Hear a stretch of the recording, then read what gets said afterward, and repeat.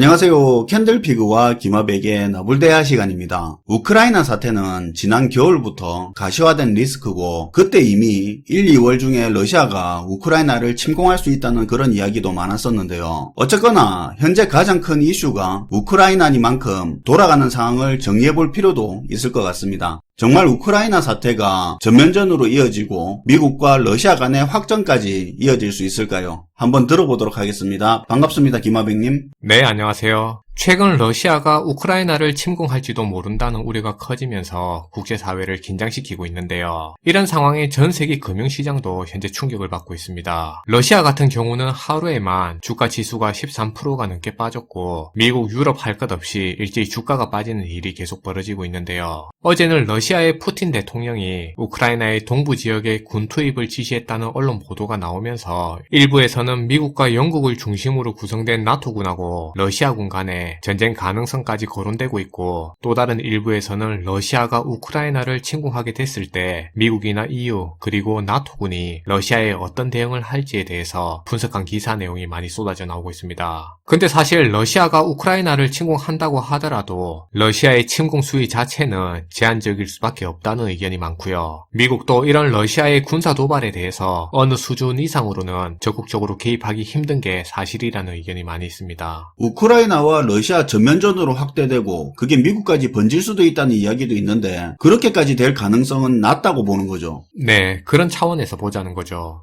그래서 지금부터는 러시아의 우크라이나 침공 수준과 이런 러시아에 대한 미국의 제재와 개입이 서로 제한적일 수밖에 없는 그 이유에 대해서 한번 얘기해 보도록 할게요. 먼저 러시아의 에너지 전략에서 그 이유를 찾을 수 있는데요. 러시아가 이번 우크라이나 사태로 노리는 전략을 큰 차원에서 보면 천연가스로 대표되는 에너지 수출에 대한 협상력을 키우기 위한 수단에서 이번 우크라이나 사태를 이용하고 있다고 볼 수 있습니다. 러시아는 유럽 전체가 쓰는 천연가스의 대략 한 40%가량을 러시아 혼자서 공급하고 있고 그리고 이 중에 3분의 2는 현재 우크라이나에 있는 수송관을 통해서 공급되고 있는 상황인데요. 근데 이게 사실 러시아 입장에서는 중간에 우크라이나한테 통과료도 나가고 관계도 안 좋다 보니까 굉장히 불편한 상황이라고 볼 수 있죠. 그래서 러시아가 선택한 방법이 노드스트림 1부터 사우스스트림, 트루크스트림 등의 그런 우크라이나를 우회해서 유럽에 천연가스를 공급할 수 있는 수송 루트를 계속 만들어 오고 있었던 겁니다. 그 중에 지난해 9월에 노드스트림 2라고 러시아와 독일을 직접적으로 잇는 해저 수송관이 완공됐는데 이게 지금 미국하고 독일에서 사용 승인이 안 나서 현재 전혀 가동을 못해서 못 쓰고 있죠. 러시아 입장에서는 장기적인 에너지 전략 차원에서 중요도가 굉장히 높은 이 수송관을 다 만들어 놓고도 가동을 못하고 있으니까 굉장히 조급한 상황인데요.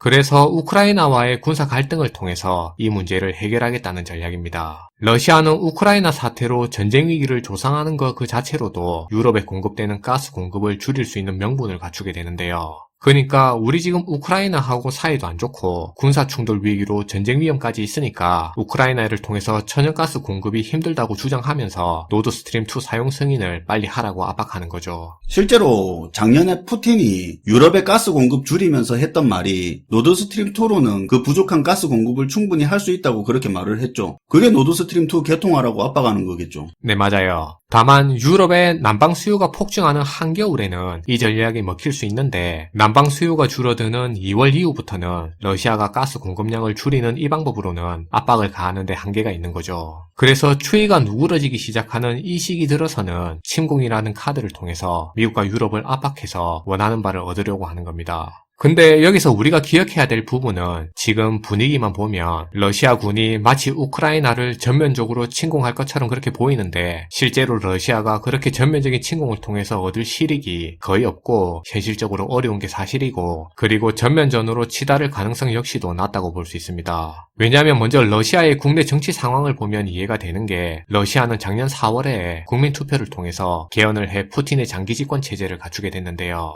그래서 2036년까지 푸틴의 장기 집권 체제가 가능할 수 있게 만들었죠. 근데 푸틴 입장에서는 굳이 이런 안정된 상황에서 러시아가 우크라이나와의 전면전을 하게 되면 항상 그렇듯이 미국이나 유럽과 같은 그런 외부 세력이 러시아 국내의 반푸틴 세력에 지원하는 형태로 내부 교란이 일어날 수 있고 이게 푸틴의 권력 구조를 흔들어서 불안정을 야기할 수 있는 빌미가 될 수 있죠. 그렇죠. 원래 전쟁을 하면 겉으로도 싸움을 하지만 동시에 상대국의 내부 교란 작업도 하잖아요. 네, 맞아요. 그리고 현재 러시아의 경제 상황을 보면 러시아가 우크라이나와의 전면전을 하기에는 지금 러시아의 경제 사정이 굉장히 힘든 상황인데요. 그래서 일시적인 군사 충돌은 가능할 수도 있겠지만 장기적인 전면전은 지금 러시아의 경제 여건상 현실적으로 불가능하다고 볼 수 있습니다. 또 한편으로 보면 만약에 러시아가 우크라이나를 먹었다고 치면 우크라이나를 먹는 순간 바로 러시아가 나토 회원국하고 국경이 붙어버리는 그런 결과가 나오게 되는데요. 이건 사실 러시아가 원하는 그런 결과가 아니고요. 러시아는 직접적으로 우크라이나를 흡수하기보다는 나토로부터 완충지대 역할로서 우크라이나를 더 필요로 한다고 볼 수 있죠. 이런 이유로 전면적인 우크라이나 침공은 현재 가능성이 낮다고 평가되고 있고 만약에 침공을 한다면 우크라이나 동부 지역을 중심으로 제한적인 침공을 하면서 이런 침공을 빌미로 미국과 유럽을 협상판에 끌어들이는 시도를 할 수 있는 겁니다.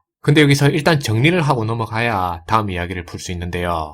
최근 우크라이나 관련된 정보가 많다 보니까 아시는 분도 많겠지만 우크라이나 동부 지역, 정확히는 도네츠크주, 루간스크주는 친러시아계 지역이라고 볼 수 있습니다. 예전부터 이 동부 지역은 우크라이나 내에서 친러시아계하고 친서방계열의 우크라이나계랑 갈등이 있어 왔고 그리고 친러시아계의 분리주의자들을 중심으로 독립하려던 지역이 이 동부 지역인데요. 그러다 보니 여기서 러시아의 지원을 받은 동부 분리주의자들하고 우크라이나 정부군 사이에서 내전이 있어 왔던 거죠. 그리고 지금 현재는 휴전 상태고요. 도네츠크주와 르간스크주는 자기네들이 자칭 독립을 선언하고 우크라이나와는 별개의 공화국처럼 의회도 구성하고 선거도 하는 그런 상황이지만 당연히 우크라이나 정부와 미국 그리고 유럽을 비롯한 서구권은 국제법 위반으로 이 독립을 인정하지 않고 있죠. 그냥 반정부 세력이 우크라이나 영토를 점유해서 어거지로 주권을 행사하는 거라고 보고 있는 겁니다.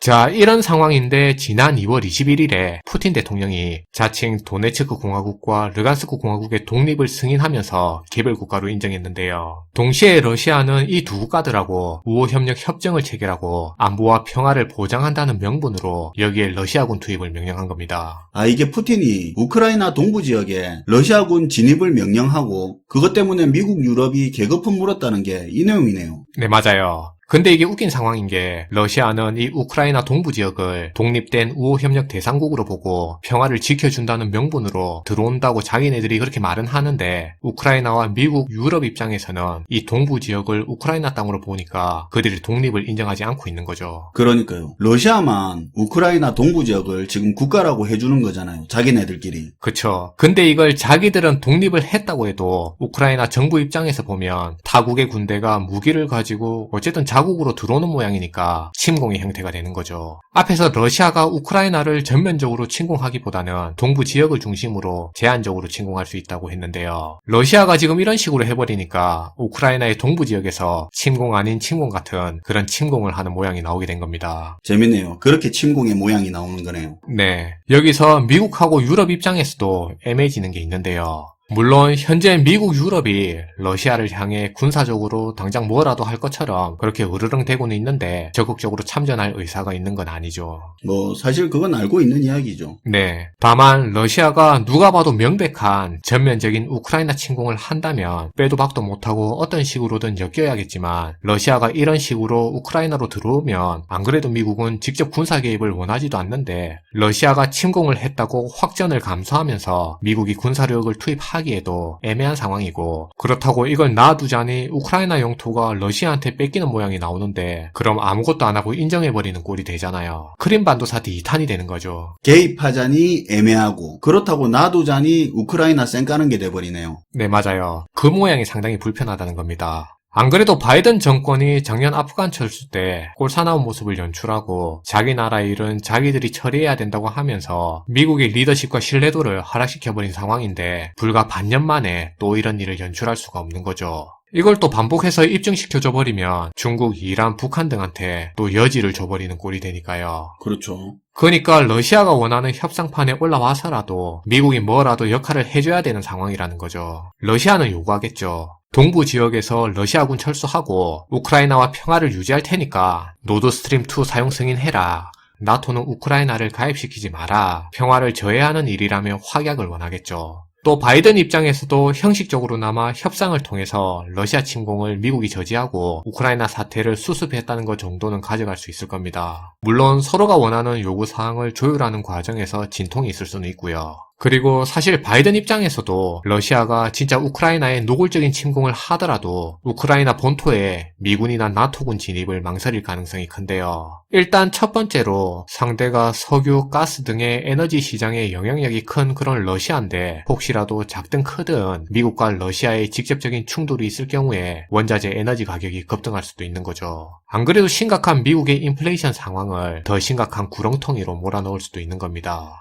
그리고 두 번째는 일반적인 정치 지도자가 국내 정치에서 코너에 몰리게 되면 전쟁 등의 수단을 통해 국민을 단합시키고 국면 전환을 꾀하는 사례가 굉장히 많이 있는데요. 그런데 지금 상황상 이런 방법이 미국 국민들한테 안 통할 가능성이 훨씬 높다는 거죠. 이미 미국 국민들은 이라크전이라든지 아프간전 등의 그런 뚜렷한 실익이 없는 전쟁과 희생에 거부감이 많이 커진 상태고요. 심각한 물가 급등으로 자국 내 불만도 해결이 안 된 상황인데 남의 나라 전쟁에 끼는 이런 상황을 달갑게 볼 수가 없는 거죠. 그러다 보니 지금 우크라이나 사태가 전면전으로 확대될 가능성보다는 미국, 유럽과 러시아 간의 협상 쪽으로 진행될 가능성이 높다고 볼 수 있는데요. 다만 이 협상이 지지부진해지면서 해결 없이 장기화될 여지도 많이 있는 거죠. 뭐 그렇긴 하겠지만 일단 협상판까지 그런 모양이 나오려면 지금 바로 협상으로 들어가면 모양이 안 나오니까 포격이든 로켓탄이든 뭐가 됐든 어쨌든 그래도 실제 마찰이 좀 있고 긴장감을 극도로 끌어올리는 그 이후에야 협상판이라는 상황이 나올 수는 있겠네요. 네, 마지막으로 이건 여담으로 재미삼아 들으셔도 될 내용인데요. 떠도는 말 중에 미국이 러시아와 갈등하는 모양을 일부러 끌어가면서 이번 우크라이나 사태를 자사시장 거품을 꺼가는 그런 용도로 이용하고 있다는 말이 있는데요. 본격적인 금리 인상이 되고 양적 긴축이 되면 갑작스런 자산시장 충격이 가해질 수도 있으니까 이번 우크라이나 사태를 이용해 미국이 자산시장 거품을 꺼가는 용도로 이용하고 있다는 얘기도 있어요.